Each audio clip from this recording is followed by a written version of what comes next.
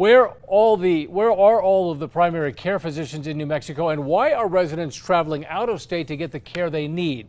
Lawmakers are tackling these questions with a controversial bill. Those for the bill blame medical malpractice lawyers for pushing doctors out of state, while those against it blame corporate greed.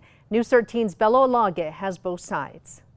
I must acknowledge it is harder and harder to practice medicine here every day. One New Mexico doctor pleaded with lawmakers in the Senate Health and Public Affairs Committee to pass a bill she believes could bring more doctors to the state. We are exhausted and demoralized.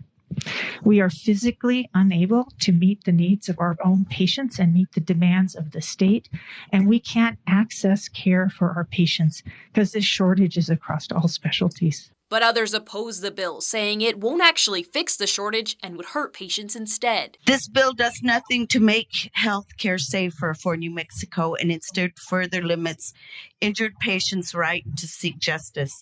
So what would the bill actually do? Well, first, it would cap attorneys' fees in medical malpractice lawsuits. And secondly, it would end lump sum payouts from the Patient Compensation Fund. And lastly, it would send 75% of punitive damages awarded to victims to a new public fund designed to improve patient safety.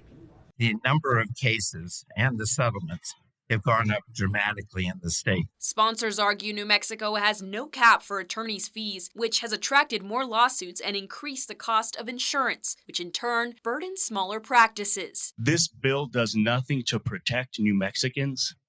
It doesn't do anything to protect the doctors. So who does it protect? It protects the insurance companies and the out-of-state for-profit corporations that the doctors are also a victim of. One family held up a photo of a baby whose life they say was lost because of the negligence of a doctor, explaining the cost of going up against large corporations with out-of-state lawyers is expensive. You increase profits to those businesses that are hurting and killing New Mexicans. We have a target on our back because of the hostile legal system that allows baseless punitive damages to be alleged. Bella Olage, KRQE, News 13. And lawmakers are set to make a decision on if the bill will move out of committee on Friday.